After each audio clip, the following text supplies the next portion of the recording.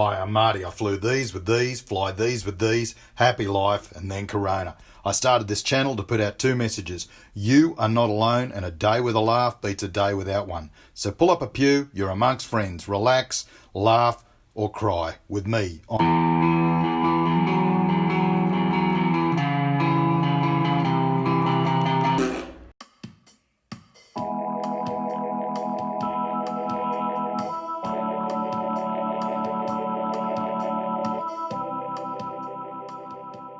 Busy week ahead. I've got to go up to Darwin, then I've got to come back from Darwin, and then head over to Sydney where I've got to do my cyclics, jump back in the simulator and get current again. After that, I head back to Perth for 14 days mandatory isolation. 14 days! It's going to be like Escape from Alcatraz. I don't know how I'm going to handle it.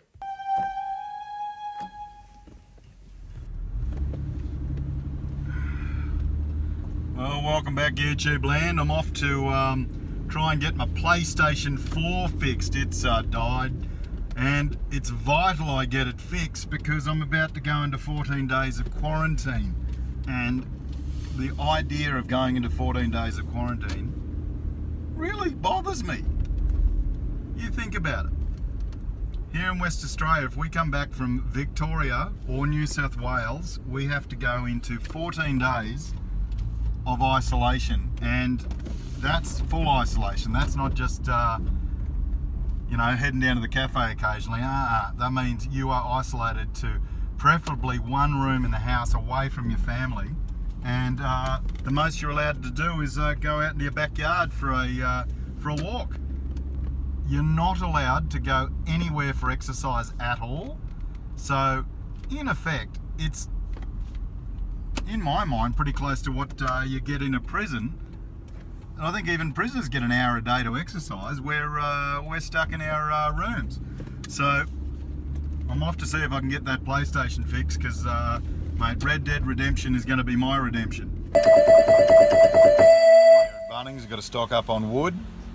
Campfire every night's going to help the mental health. So I've set up my little shed. I've got a granny flat here at the back of my house. So I'm lucky enough to have something nice to isolate in. I'll show you what I've got set up for 14 days of being by myself. I figured I've got to take a leaf out of Ben Dagger's book. He's a mate of mine in Perth. He's already isolated, and he said you just need to have a routine to the day. So I want to use these 2 weeks constructively. So I'm going to do some yard work. I'm allowed out in the yard. And every day I'm going to, for a start, I'm going to teach myself piano. I'm in a really bad band. You might have seen it in an earlier episode. We've got 5 guitars, so we probably need 4 guitars and 1 keyboard.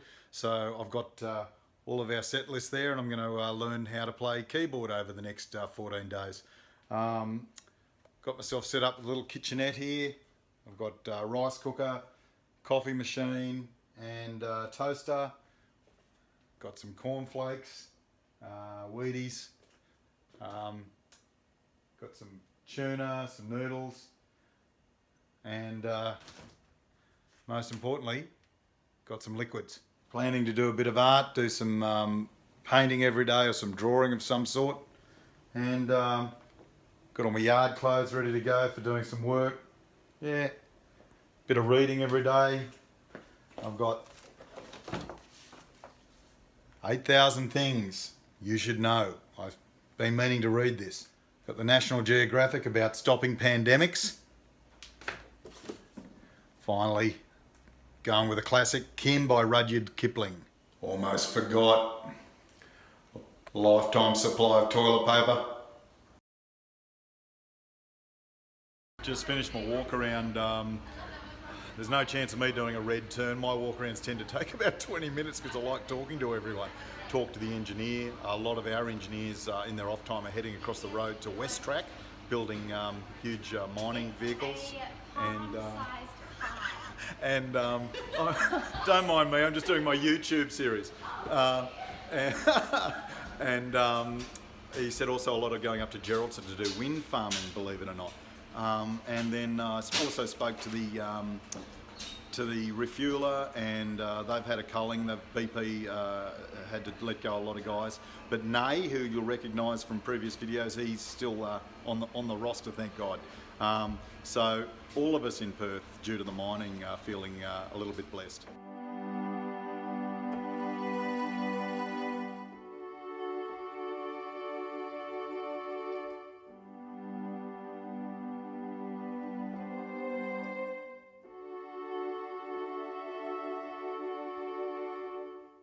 Views coming into Darwin, as always, just spectacular. Just a beautiful time of year. The runway was forecast to be runway 11, so landing to the east. Brisbane flight was just ahead of us, the Qantas Brisbane flight, and they experienced quite a degree of tailwind down final and a very large wind shift just late in the piece at around about a couple of 100 feet. The best thing was, as soon as they got off the runway, they were able to tell air traffic control that, who then passed it on to us. So in that way, we were able to create a safer situation for following aircraft. So when we came into land, we had anticipated it due to our company telling us about it, and we were able to deal with it. So good result.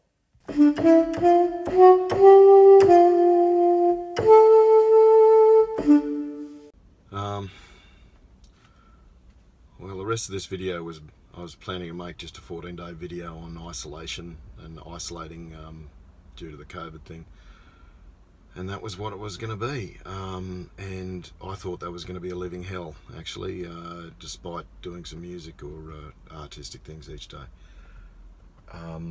What I didn't know is life had in store for me a much greater living hell. I came down with a sinus infection that kept me from going to work, kept me from going on the simulator rides I had to do, and kept me from going to Sydney. So that's a godsend, I suppose, because on the Tuesday of the following week, my father came over very confused and agitated and very worried, and it turns out he's had a massive stroke. It's called an intracerebral hemorrhage, and he's bled largely over the whole left side of his brain. I've spent the last 3 or 4 days with my mother in various intensive care and emergency departments, watching the man that I most admire suffer irreversible brain damage. It puts, again, some perspective on, yep, we're going through some tough stuff, but at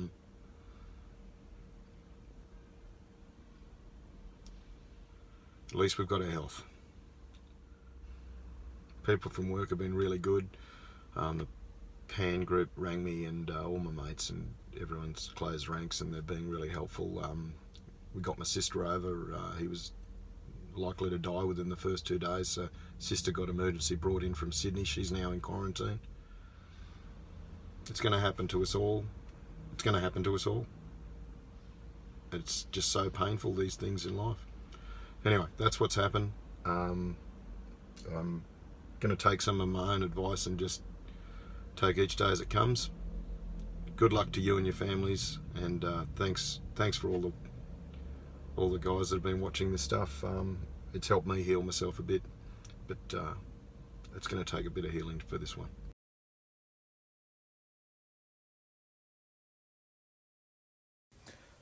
Next day, got to get up to do Perth to Newman, about 171 people on board. Newman's one of our major mining destinations, about an hour and a half north of Perth, right in the centre of West Australia.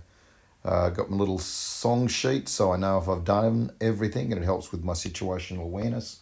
And I hear Newman, helicopter Hotel Victor's inbound 095 at 2,500, estimate circuit time 59 Newman. So this happened fairly late in the approach. We've heard no traffic all the way down the hill, and then about 4 minutes before landing, suddenly he pops up. He said it was on the 095 bearing. Okay, but at what distance? He didn't say. Okay, I'll ask him. Qantas, I'm at 7 miles. Righto, chopper at 7 miles. He's probably doing max 2 miles a minute. We're a bit further out, but we're coming in at around about 4 miles a minute. So, yeah, I think we'll get in first. So we agreed with him that we'd go first. He'd track number 2, do a right base. A lot of mental judo to do there, and you do it because you're the pilot non-flying, which allows the pilot flying, i.e. Luke in this case, to sign off on anything that I come up with and concentrate on the flying. Good result all round. So here we are in Newman, back at work after that sad news about my dad. But pilots, us, me, all of us, aren't we good at compartmentalising? I was a little bit unsure. I knew I was good to fly, I knew I was fine to fly, but you just put it aside and you get on with your job, and in fact it's almost a comfort to actually be at work. And coming in here, quite gusty, about 20 knots gusting. There's a 40 knot headwind on final, turning into about a 20 knot gusty sort of crosswind, headwind. Newman's a very thin, narrow runway, so it gives the appearance, quiet. It gives the appearance of being really, I gotta turn it down. It gives the appearance of, you think you're high, but you're not, which is with a high density altitude. She's about 1750 feet high, and today we're almost max all up weight, about 64, 65 tonne. All those combined to mean you tend to get some firm landings in Newman. So as I get older, I get smarter. So I had the young bloke, Luke Delaney, he did the landing up here today, and can I tell you, that is the best landing I've ever seen in Newman. Couldn't feel the aircraft touch down, in the zone, beautiful. Now, all of our landings are safe, they're all in the zone, they're all at the right speed, but they're not all greasers, some of them are firm, and the 737 in particular is a very, very difficult little beast to get on the ground smoothly. And what do you do when you're the captain and the first officer's doing better landings than you? I'll tell you what you do, you rejoice. What a great situation to have your co-pilot out landing you. That makes me very happy. I'm okay at landing this thing, but if the co-pilots start doing better than me, that's a great result for everyone involved. Anyway, good day out so far.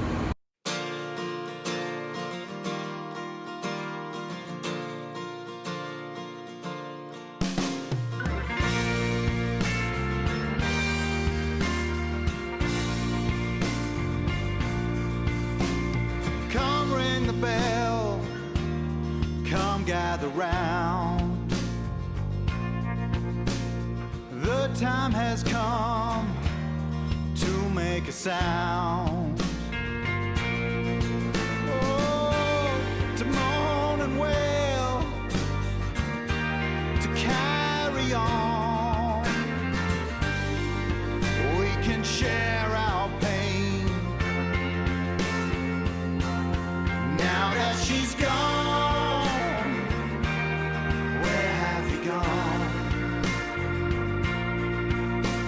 So uncork that wine and unlock my heart. It's time to move on, so let's make a start. To moan and wail, to carry on. We can share our pain. Oh, now that she's gone, oh, where have you gone? And I can't believe that I'll never hold you close. And I can't believe that I'll never see your face. Oh, I love you, I love you, I love you so much. And I can't believe you're not here. Where have you gone? Oh, where have you gone?